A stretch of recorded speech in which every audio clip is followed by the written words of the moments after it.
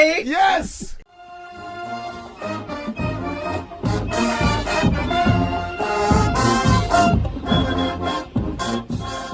Hey y'all, welcome back to the channel. Welcome to the after show, where after the show we talk about it. Today we're talking about season 4, episode 4 of Grownish, Daddy Lessons, because parental figures are dragging their students. I mean, they're children, not their students. In addition to that, I've noticed that season 4 in general, they have a theme of breaking the show's established status quo, where in regards to like what the characters used to do and what they're known for. So let's talk about it, because there's a lot that happened in this episode. So let's start off with Vivek. Vivek at the end of season 3 has already expressed interest that he wanted to stop selling drugs, but he couldn't really fully stop it before he got arrested with Heidi. And now he got arrested, he was on trial, it was a misdemeanor, which I agree with a lot of people. We should have been able to see all this, but we haven't. But we are getting Vivek content because now he's getting expelled and his parents are here to talk about it. And so he explains the whole thing to them, which I'm on Team Jazz. Lie. Blame it on the white girl, but he comes clean, which shows his character. I like that, okay. But then his dad disowns him. So he's a bawling mess. So like I said, they like talking about changing the status quo. So now that all this has happened, how does this change Vivek's character? Will he still be that happy-go-lucky guy? Or will he start reevaluating his life choices and, I don't know, be more solemn? Or, I don't know, there's a lot of things that they could do. But I don't want him to stay stagnant because it doesn't make any sense. It's not consistent to what has happened to the character. So yeah, I would like to see what they do.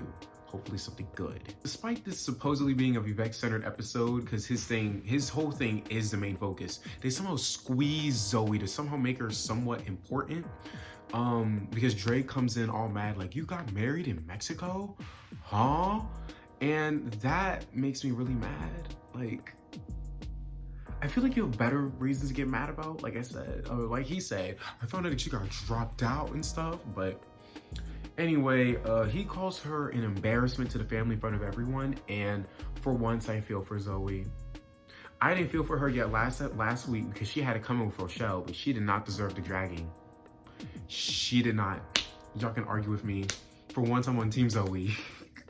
But then Zoe came back later on in the episode, was like, all the times if I had issues, I've been able to figure it out, and I have not went up and called for help, called for bail, called for anything. I've always had this figured out, and I didn't have to go to you. Which, side note, is he's like the opposite of what Denise did season 1 of A Different World. She always called her daddy. Like, he had the answers, and I don't think he even did. She had to learn to figure stuff out on her own. Zoe did that without pathetically having to call her dad. So, shout out to Zoe. You do win this time. But next time, I wish this was last episode so we could focus more on Vivek. But anyway, Nomi is having problems balancing school and motherhood. She was saying the lockdown was easier because she was with her family and it helped her a whole lot. But now it's hard for her to do everything. And Anna's like, it's okay, you don't have to do everything.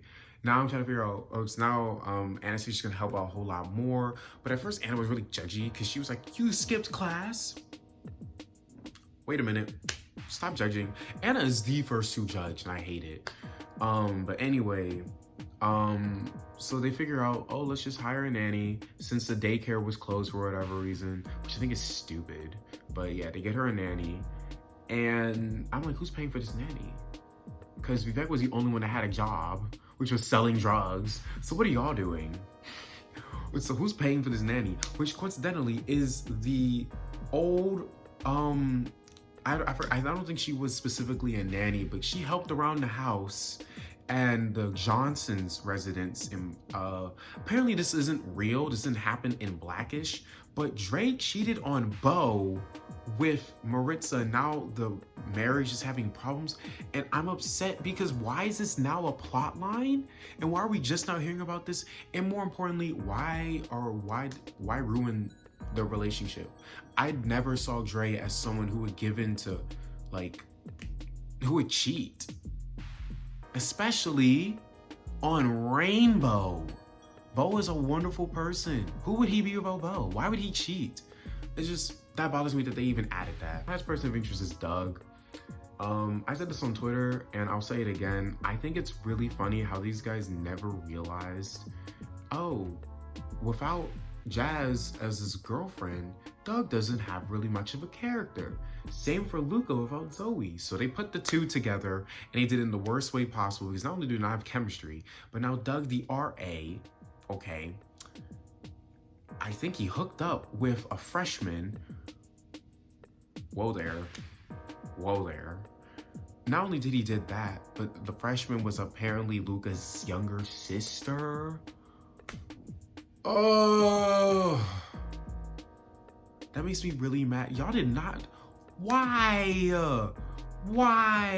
Oh my gosh. Not only do I not like this plot line, but I feel like the sister is gonna hold it over his head and make him do stuff he doesn't want to do in fear of the secret getting out.